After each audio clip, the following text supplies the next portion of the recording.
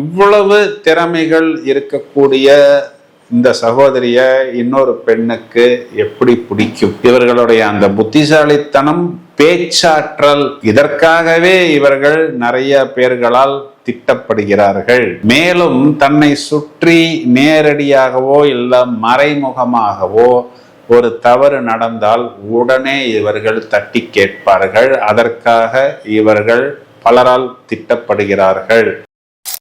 சந்தர்ப்ப சூழ்நிலைகளால் வேற ஒரு பாய் ஃப்ரெண்டை பின்னாளில் இவர்கள் தேர்வு செய்ய வேண்டிய ஒரு சூழ்நிலை வரும் பொழுது இவங்க அம்மாவா இருந்தாலும் இவங்க சகோதரியா இருந்தாலும் இவர்களை திட்டுவார்கள். நேத்திக்கு நீ அவனை பாய் ஃப்ரெண்டுன்னு சொல்லிட்டு இருந்த, இன்னைக்கு இவனை பாய் ஃப்ரெண்டுன்னு வந்து சொல்றியே அப்படிங்கிற மாதிரி இவர்கள் எந்த அளவுக்கு உள்ளுக்குள்ளே மன உளைச்சல் அடைந்திருக்கிறார்கள் அப்படிங்கிறது மற்றவர்களுக்கு புரியாது. மேலும் இவர்களுடைய 5க்கு அதிபதி சாட்டர்னே 6ஆம் வீட்டுக்கும் அதிபதி ஆகிறார். இதனால என்ன ஆகுது அப்படின்னா, ஒரு 2 குழந்தைகள் இருக்கும் பொழுது பின்னாளில் அந்த குழந்தைகளாலே இவர்கள் அதிகமான மன உளைச்சல் அடைகிறார்கள். நீங்க அந்த குழந்தைக்கு நிறைய செஞ்சுட்டீங்க, அந்த குழந்தைய ஏசி கார்ல நீங்க ஸ்கூலுக்கு அனுப்பிச்சீங்க, என்னைய சைக்கிள்ல அனுப்புறீங்க, அந்த குழந்தைக்கு அந்த சொத்தை கொடுத்தீங்க, எனக்கு நீங்க பெருசா ஒண்ணுமே கொடுக்காம ஒரு பழைய சொத்தை கொடுத்துட்டீங்க அப்படிங்கிற மாதிரியான மன உளைச்சலை இவர்கள் அதிகம் சந்திக்க வேண்டிய ஒரு சூழ்நிலை ஏற்படுகிறது.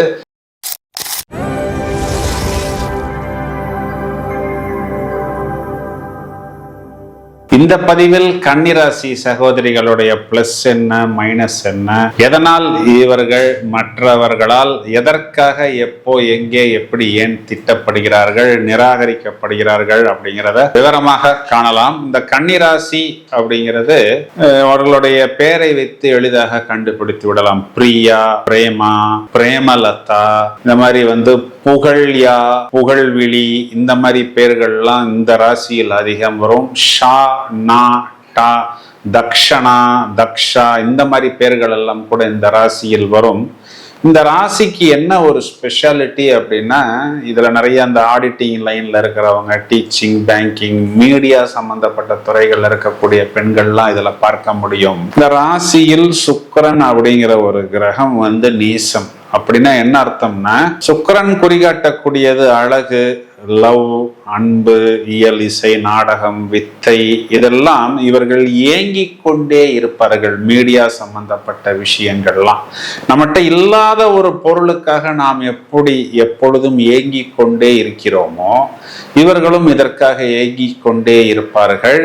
இதையும் தவிர இந்த ராசியில் புதன் ஆட்சி, உச்சம், மூல திரிகோணம், பிரமாதமான புத்திசாலித்தனம் இவர்களிடம் எப்பொழுதும் இருந்து கொண்டே இருப்போம்.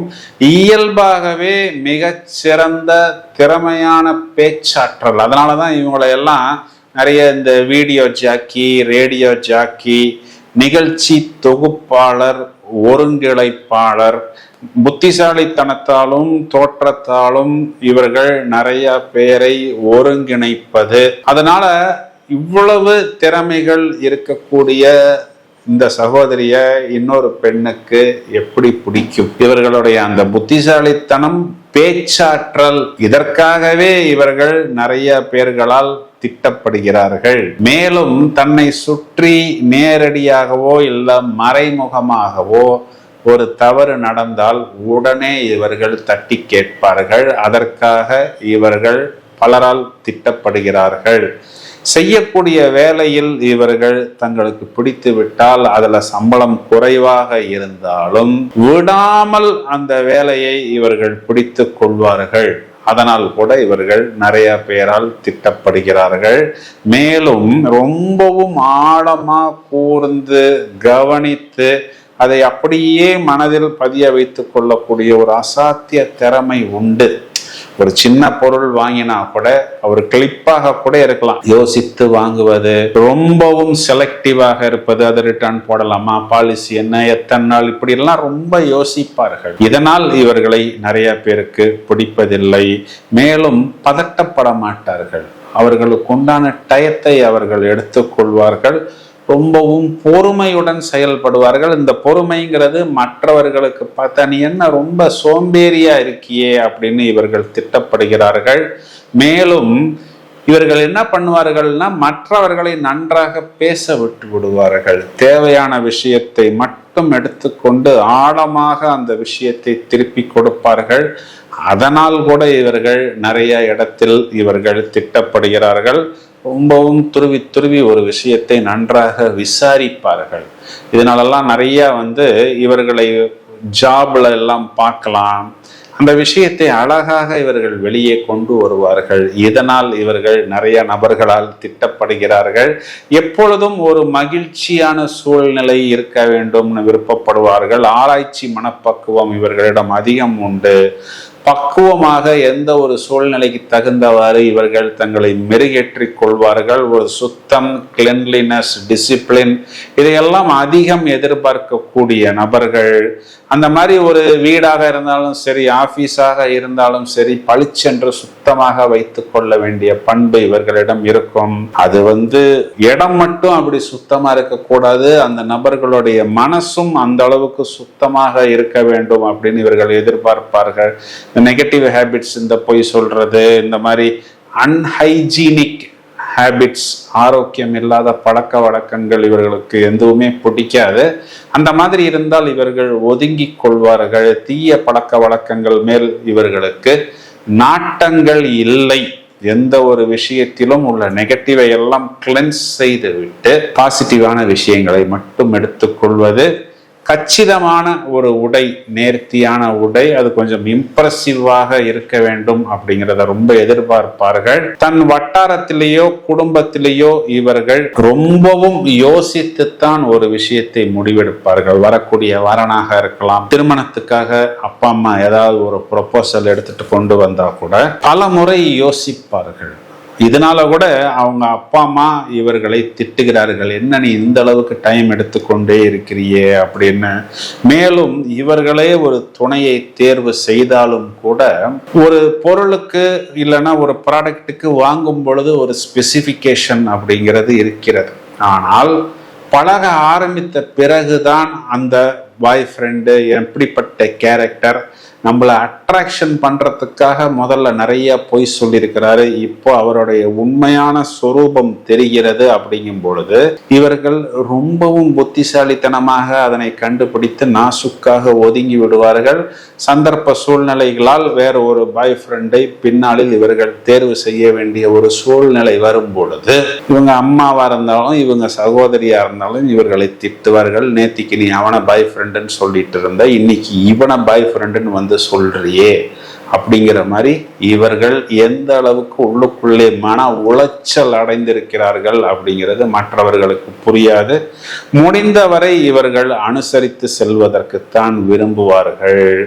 என்னன்னா இவர்கள் தங்களுடைய அப்பாவை பெரிதாக விரும்பினாலும் பின்னாளில் அப்பாவுடைய சப்போர்ட்டோ மாமனாருடைய சப்போர்ட்டோ இவர்களுக்கு பெரிதாக குடும்பத்தில் கிடைப்பதில்லை. ஏன்னா 2ஆம் இடத்தில் சூரியன் அப்படிங்கிற கிரகம் நீசம் அடைந்து விடுகிறது. மறைவு ஸ்தானத்தில் அந்த சூரியன் அப்படிங்கிறது உச்சமடைகிறது. இவர்கள் நல்ல அட்ராக்டிவாக இம்ப்ரெசிவாக இருந்தாலும் 2ஆம் இடத்தில் சாட்டான் அப்படிங்கிற கிரகம் உச்சம். அப்படின்னா என்ன அர்த்தம்? இவர்கள் ஒரு ஒயிட் காலர் ஜாபே செய்திருந்தாலும் கடுமையான உடல் உழைப்பை சிந்தாமல், வேர்வையை சிந்தாமல் அந்த வருமானத்தை இவர்கள் ஈட்ட முடியாது. அதற்கு இவர்கள் தயாராக இருப்பார்கள். அது நிறைய பேருக்கு பிடிப்பதில்லை. மேலும் இவர்கள் என்ன ஒரு மன உளைச்சல் அதிகம் அடைகிறார்கள் அப்படின்னா, இவர்களுடைய வெற்றி ஸ்தானத்தில் சந்திரன் அப்படிங்கிற கிரகம் நீசம். அப்படின்னா என்ன அர்த்தம்? பாக்கியத்தை மட்டும் இவர்களுடைய அம்மாவாக இருந்தாலும் பின்னாளில் தாயாராக இருந்தாலும் பங்கு போட்டுக் கொள்கிறார்கள். இவர்களுடைய வெற்றியில இவர்களுடைய அம்மாவுடைய சப்போர்ட் இவர்களுக்கு கம்மியாகத்தான் கிடைக்கிறது. அது அதிகம் பார்த்தால் இவர்களுடைய சகோதரர் சகோதரிகளுக்குத்தான் அதிகம் கிடைக்கிறது. இவர்களுடைய பூர்வீகம் சம்பந்தப்பட்ட இடம் சொத்துக்களை கூட இவர்கள் நிறைய இடங்களில் விட்டு கொடுக்க வேண்டிய ஒரு சூழ்நிலை அப்படிங்கிறது இவர்களுக்கு ஏற்படுகிறது. ஏன்னா இவர்களுடைய சுகஸ்தானாதிபதி குரு இவர்களுக்கு 4ஆம் இடத்தில் நீசம் அடைகிறது. மேலும் இவர்களுடைய 5க்கு அதிபதி சாட்டர்னே 6ஆம் வீட்டுக்கும் அதிபதி ஆகிறார். இதனால என்ன ஆகுது அப்படின்னா, ஒரு 2 குழந்தைகள் இருக்கும் பொழுது பின்னாளில் அந்த குழந்தைகளாலே இவர்கள் அதிகமான மன உளைச்சல் அடைகிறார்கள். நீங்க அந்த குழந்தைக்கு நிறைய செஞ்சுட்டீங்க, அந்த குழந்தைய ஏசி கார்ல நீங்க ஸ்கூலுக்கு அனுப்பிச்சீங்க, என்னைய சைக்கிள்ல அனுப்புறீங்க, அந்த குழந்தைக்கு அந்த சொத்தை கொடுத்தீங்க, எனக்கு நீங்க பெருசா ஒண்ணுமே கொடுக்காம ஒரு பழைய சொத்தை கொடுத்துட்டீங்க அப்படிங்கிற மாதிரியான மன உளைச்சலை இவர்கள் அதிகம் சந்திக்க வேண்டிய ஒரு சூழ்நிலை ஏற்படுகிறது. இவர்களுடைய குடும்பஸ்தானாதிபதி சுக்கிரன் இவர்களுக்கு 7ஆம் இடத்தில் உச்சம். நிறைய இடங்கள்ல இவங்க வேலை செய்யறாங்க, ஸ்மார்ட்டா இருக்கிறாங்க, சம்பாதிக்கிறாங்க அப்படின்னு தெரிந்து இவர்களுடைய லைஃப் பார்ட்னர் ஏற்படுத்திய கடனையும் இவர்கள் அடைக்க வேண்டிய ஒரு சூழ்நிலையில் இருக்கிறது. அதனையும் இவர்கள் ஹார்ட் ஒர்க் செய்து அடைக்கிறார்கள். இது நிறைய இடங்கள்ல நிறைய பேருக்கு பிடிப்பதில்லை. இவங்களுக்கு என்னன்னா, இந்த லைஃப் பார்ட்னரை முறித்து கொண்டு நாம் வீட்டுக்கு வந்தால் இதனால் நம்ம தங்கச்சியோடைய ஃபேமிலி லைஃப் பாதிக்கப்படுமோ, இல்லை ஃபேமிலி லைஃப் அமையாமல் போய்விடுமோ அப்படிங்கிற ஒரு व्यसனம் இவர்களுடைய மனதுக்குள் இருந்து கொண்டே இருக்கிறது. மற்றபடி இவர்கள் இவர்களுக்கு நிறைய இந்த மீடியா சம்பந்தப்பட்ட தொழில், ஏன்னா இவங்களுடைய 7ஆம் இடத்தில் சுக்கிரன் உச்சம்.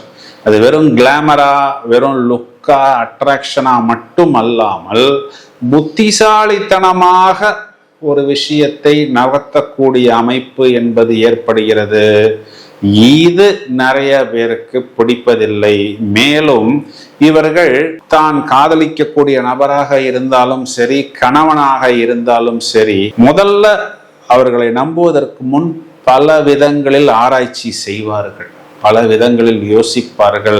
நெட்ல போறது, ஃபேஸ்புக்ல போறது, இன்ஸ்டால போறது, அவருடைய பழக்க வழக்கங்கள் என்ன எல்லாம் கண்டுபிடித்துக் கொள்வது. அந்த ஆராய்ச்சி மனப்பக்குவம், புத்திசாலித்தனம் நிறைய பேருக்கு பிடிப்பதில்லை. இவர்களுடைய இன்லாஸா இருக்கலாம், இல்ல கூட்டு குடும்பமா இருக்கலாம், ஒரு அன்ஹைஜீனிக் அப்ரோச், ஒரு ஆரோக்கியம் இல்லாத சூழ்நிலையாக இருந்தால் இவர்கள் ஒதுங்கி கொள்வார்கள். அவர்களை திருத்த முடியாது அப்படிங்கிறது இவர்களுக்கு நன்றாக தெரியும்.